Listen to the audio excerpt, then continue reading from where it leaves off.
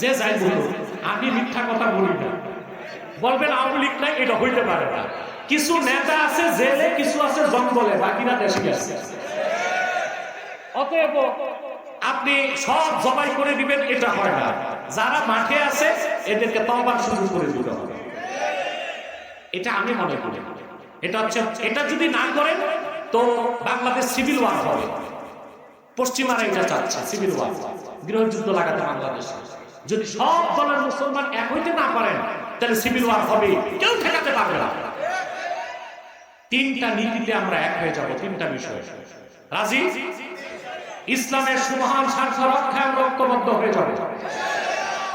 মুসলমানদের মৌলিক দাবিগুলো আদায় এক হয়ে যাব।